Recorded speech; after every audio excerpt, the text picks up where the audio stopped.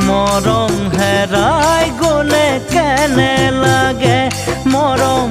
দিয়াজনে বাৰুকৈ বুজিব